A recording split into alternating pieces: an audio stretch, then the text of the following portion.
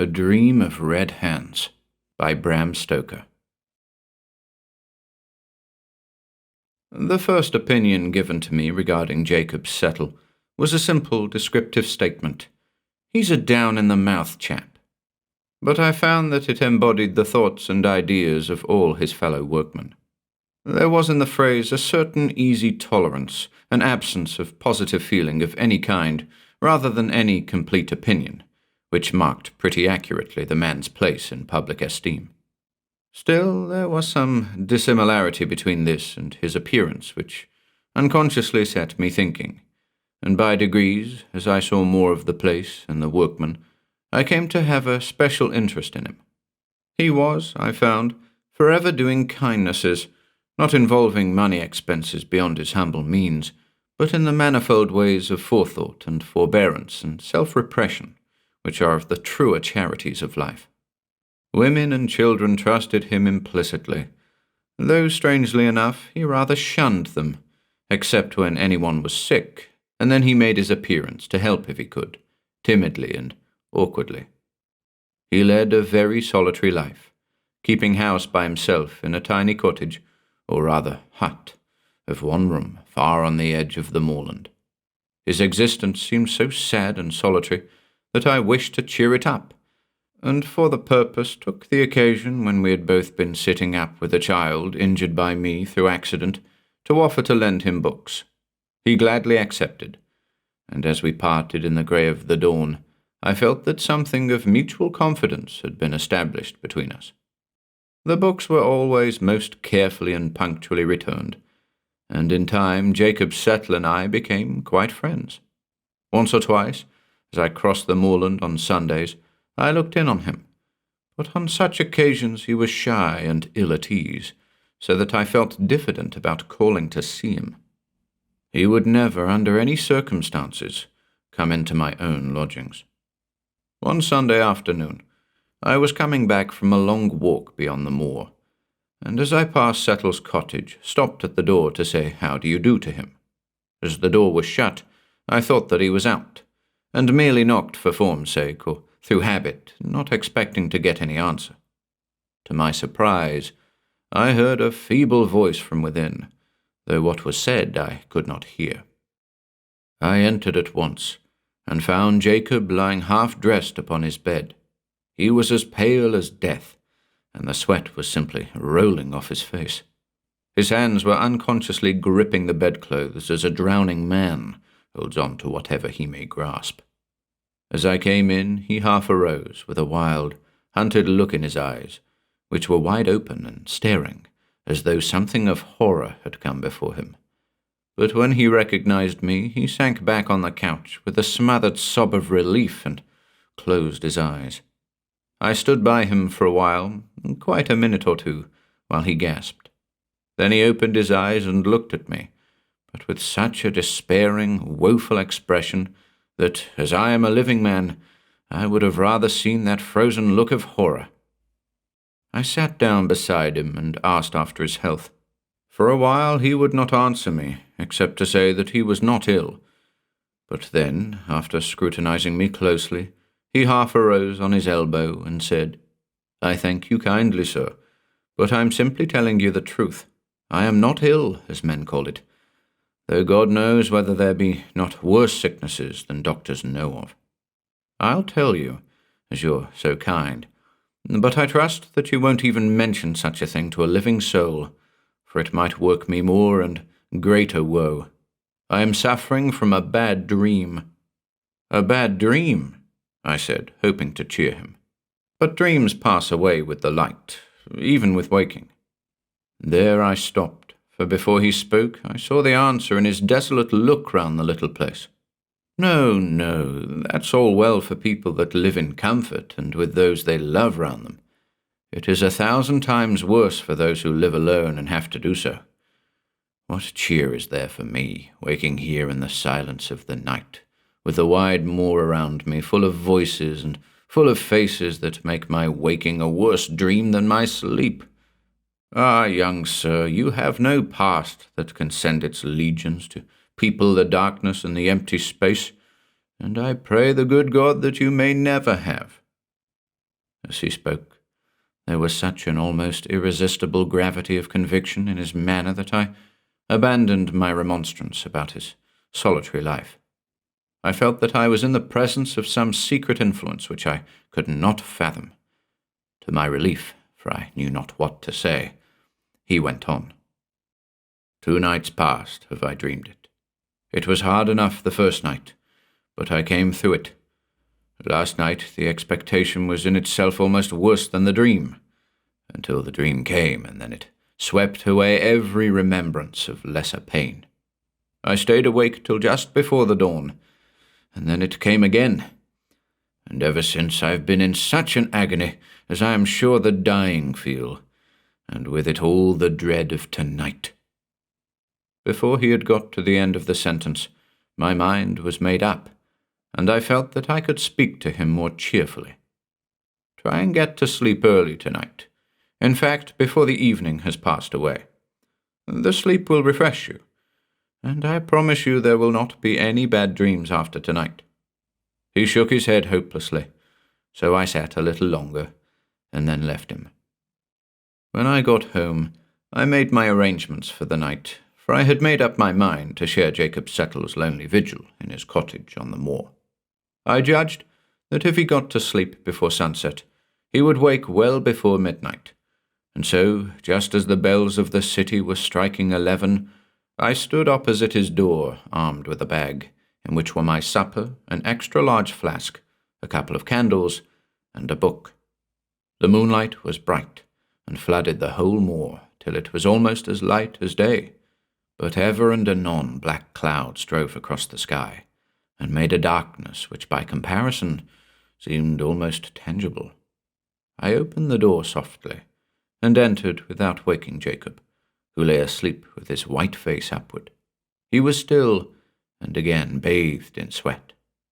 I tried to imagine what visions were passing before those closed eyes, which could bring with them the misery and woe which were stamped on the face, but fancy failed me, and I waited for the awakening. It came suddenly, and in a fashion which touched me to the quick, for the hollow groan that broke from the man's white lips as he half arose and sank back was manifestly the realization or completion of some train of thought which had gone before. If this be dreaming, said I to myself, then it must be based on some very terrible reality. What can have been that unhappy fact that he spoke of? While I thus spoke, he realized that I was with him. It struck me as strange that he had no period of that doubt as to whether dream or reality surrounded him, which commonly marks an unexpected environment of waking men. With a positive cry of joy, he seized my hand and held it in his 2 wet, trembling hands, as a frightened child clings on to someone whom it loves. I tried to soothe him. There, it is all right. I have come to stay with you tonight, and together we will try to fight this evil dream. He let go my hand suddenly, and sank back on his bed and covered his eyes with his hands. Fight it? The evil dream? Ah, no, sir, no. No mortal power can fight that dream, for it comes from God, and is burned in here. And he beat upon his forehead. Then he went on. It is the same dream, ever the same, and yet it grows in its power to torture me every time it comes. What is the dream? I asked, thinking that the speaking of it might give him some relief, but he shrank away from me, and after a long pause said, No, I had better not tell it. It may not come again. There was manifestly something to conceal from me, something that lay behind the dream. So I answered, All right. I hope you have seen the last of it, but if it should come again, you will tell me, will you not? I ask, not out of curiosity, but because I think it may relieve you to speak. He answered with what I thought was almost an undue amount of solemnity. If it comes again, I shall tell you all. Then I tried to get his mind away from the subject to more mundane things, so I produced supper and made him share it with me, including the contents of the flask. After a little he braced up, and when I lit my cigar, having given him another, we smoked a full hour and talked of many things. Little by little, the comfort of his body stole over his mind, and I could see sleep laying her gentle hands on his eyelids. He felt it, too, and told me that now he felt all right, and I might safely leave him. But I told him that, right or wrong, I was going to see in the daylight. So I lit my other candle and began to read as he fell asleep. By degrees I got interested in my book, so interested that presently I was startled by its dropping out of my hands. I looked and saw that Jacob was still asleep, and I was rejoiced to see that there was on his face a look of unwonted happiness, while his lips seemed to move with unspoken words. Then I turned to my work again, and again woke, but this time to feel chilled to my very marrow by hearing the voice from the bed beside me. "Not with those red hands! Never! Never!" On looking at him, I found that he was still asleep.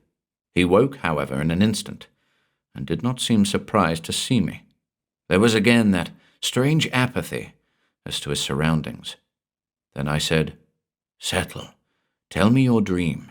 You may speak freely, for I shall hold your confidence sacred. While we both live, I shall never mention what you may choose to tell me." I said I would, but I had better tell you first what goes before the dream, that you may understand. I was a schoolmaster when I was a very young man.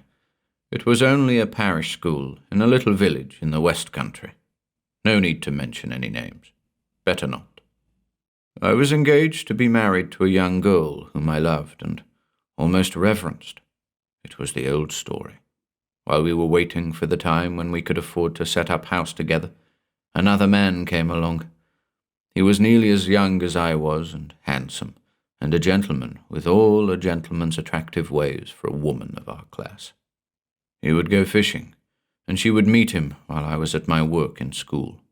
I reasoned with her and implored her to give him up. I offered to get married at once and go away and begin the world in a strange country, but she would not listen to anything I could say, and I could see that she was infatuated with him. Then I took it on myself to meet the man and ask him to deal well with the girl, for I thought he might mean honestly by her, so that there might be no talk or chance of talk on the part of others. I went where I should meet him, with none by, and we met. Here Jacob Settle had to pause, for something seemed to rise in his throat, and he almost gasped for breath. Then he went on. "Sir, as God is above us, there was no selfish thought in my heart that day. I loved my pretty Mabel too well to be content with a part of her love, and I had thought of my own unhappiness too often not to have come to realize that, whatever might come to her, my hope was gone. He was insolent to me. You, sir, who are a gentleman, cannot know, perhaps, how galling can be the insolence of one who is above you in station. But I bore with that. I implored him to deal well with the girl, for what might be only a pastime of an idle hour with him might be the breaking of her heart. For I never had a thought of her truth, or that the worst of harm could come to her. It was only the unhappiness to her heart I feared. But when I asked him when he intended to marry her, his laughter galled me so that I lost my temper, and told him that I would not stand by and see her life made unhappy. Then he grew angry too, and in his anger said such cruel things of her that then and there I swore he should not live to do her harm. God knows how it came about, for in such moments of passion it is hard to remember the steps from a word to a blow. But I found myself standing over his dead body, with my hands crimson with the blood that welled from his torn throat. We were alone, and he was a stranger, with none of his kin to seek for him. And murder does not always out, not all at once. His bones may be whitening still, for all I know, in the pool of the river where I left him. No one suspected his absence, or why it was, except my poor Mabel, and she dared not speak. But it was all in vain, for when I came back again after an absence of months, for I could not live in the place. I learned that her shame had come, and that she had died in it. Hitherto I had been borne up by the thought that my ill deed had saved her future. But now, when I learned that I had been too late, and that my poor love was smirched with that man's sin, I fled away with the sense of my useless guilt upon me more heavily than I could bear. Ah, sir, you that have not done such a sin don't know what it is to carry it with you. You may think that custom makes it easy to you, but it is not so. It grows and grows with every hour, till it becomes intolerable, and with it growing, too, the feeling that you must forever stand outside heaven. You don't know what that means, and I pray God that you never may. Ordinary men, to whom all things are possible, don't often, if ever, think of heaven. It is a name, and nothing more, and they are content to wait and let things be. But to those who are doomed to be shut out forever, you cannot think what it means. You cannot guess or measure the terrible, endless longing to see the gates opened, and to be able to join the white figures within. And this brings me to my dream. It seemed that the portal was before me, with great gates of massive steel with bars of the thickness of a mast, rising to the very clouds, and so close that between them was just a glimpse of a crystal grotto, on whose shining walls were figured many white-clad forms with faces radiant with joy. When I stood before the gate, my heart and my soul were so full of rapture and longing that I forgot. And there stood at the gate 2 mighty angels with sweeping wings, and, oh, so stern of countenance. They held each in one hand a flaming sword, and in the other the latchet, which moved to and fro at their lightest touch. Nearer were figures all draped in black, with heads covered so that only the eyes were seen, and they handed to each who came white garments such as the angels wear. A low murmur came, that told that all should put on their own robes, and without soil, or the angels would not pass them in, but would smite them down with the flaming swords. I was eager to don my own garment, and hurriedly threw it over me, and stepped swiftly to the gate. But it moved not, and the angels, loosing the latchet, pointed to my dress. I looked down, and was aghast, for the whole robe was smeared with blood. My hands were red, they glittered with the blood that dripped from them, as on that day by the river bank. And then the angels raised their flaming swords to smite me down, and the horror was complete. I awoke. Again and again and again that awful dream comes to me. I never learn from the experience. I never remember. But at the beginning the hope is ever there to make the end more appalling. And I know that the dream does not come out of the common darkness where the dreams abide, but that it is sent from God as a punishment. Never, never shall I be able to pass the gate, for the soil on the angel garments must ever come from these bloody hands. I listened as in a spell, as Jacob Settle spoke. There was something so far away in the tone of his voice, something so dreamy and mystic in the eyes that looked as if through me at some spirit beyond, something so lofty in his very diction, and in such marked contrast to his work-worn clothes and his poor surroundings, that I wondered if the whole thing were not a dream. We were both silent for a long time. I kept looking at the man before me in growing wonderment. Now that his confession had been made, his soul, which had been crushed to the very earth, seemed to leap back again to uprightness with some resilient force.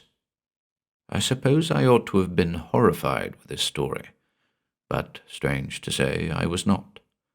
It certainly is not pleasant to be made the recipient of the confidence of a murderer, but this poor fellow seemed to have had not only so much provocation, but so much self-denying purpose in his deed of blood, that I did not feel called upon to pass judgment upon him. My purpose was to comfort, so I spoke out with what calmness I could, for my heart was beating fast and heavily. You need not despair, Jacob Settle. God is very good, and his mercy is great. Live on and work on in the hope that some day you may feel that you have atoned for the past. Here I paused, for I could see that sleep, natural sleep this time, was creeping upon him. Go to sleep, I said. I shall watch with you here, and we shall have no more evil dreams tonight. He made an effort to pull himself together, and answered, I don't know how to thank you for your goodness to me this night, but I think you would best leave me now. I'll try and sleep this out. I feel a weight off my mind since I have told you all. If there's anything of the man left in me, I must try and fight out life alone. I'll go tonight, as you wish, I said, but take my advice, and do not live in such a solitary way. Go among men and women, live among them, share their joys and sorrows, and it will help you to forget. This solitude will make you melancholy mad. I will, he answered, half unconsciously, for sleep was overmastering him. I turned to go, and he looked after me. When I had touched the latch, I dropped it, and, coming back to the bed, held out my hand.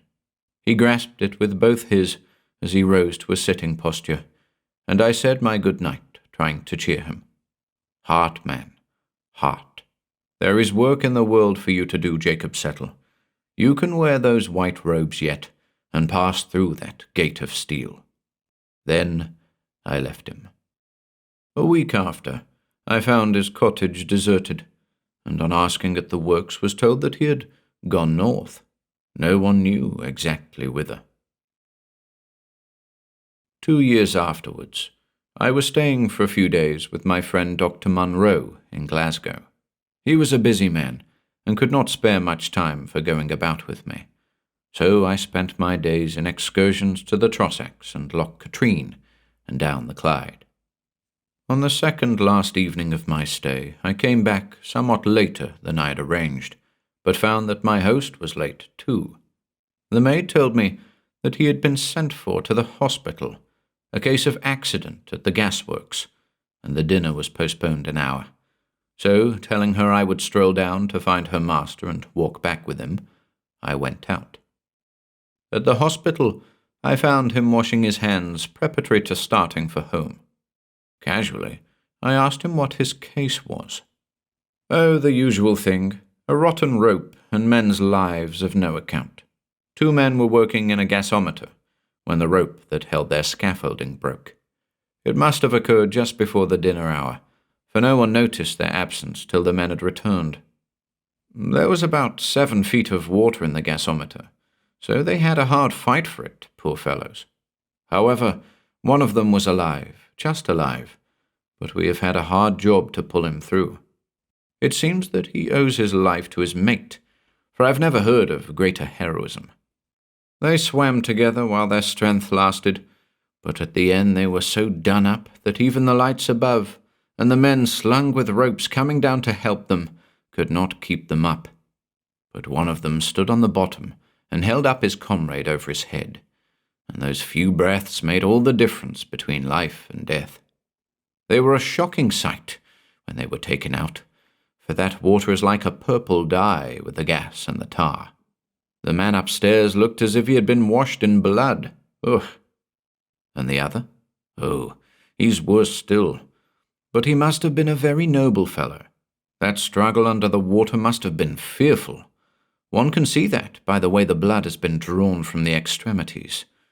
It makes the idea of the stigmata possible to look at him. Resolution like his could, you would think, do anything in the world. Aye, it might almost unbar the gates of heaven. Look here, old man. It is not a very pleasant sight, especially just before dinner. But you're a writer, and this is an odd case. Here is something you would not like to miss, for in all human probability you will never see anything like it again. While he was speaking, he had brought me into the mortuary of the hospital. On the bier lay a body covered with a white sheet, which was wrapped close round it. Looks like a chrysalis, don't it? I say, Jack, If there be anything in the old myth that the soul is typified by a butterfly, well, then the one that this chrysalis sent forth was a very noble specimen, and took all the sunlight on its wings. See here." He uncovered the face. Horrible indeed it looked, as though stained with blood. But I knew him at once. Jacob Settle. My friend pulled the winding sheet further down.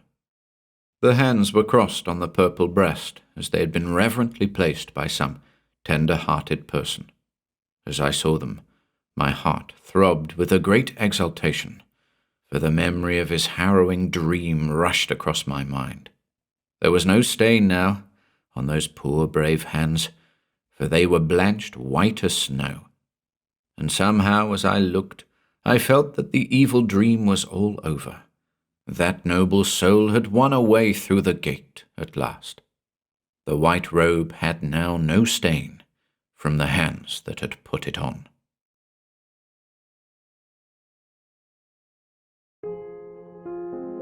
If you enjoyed listening today, be sure to subscribe to the channel by hitting the red subscribe button below.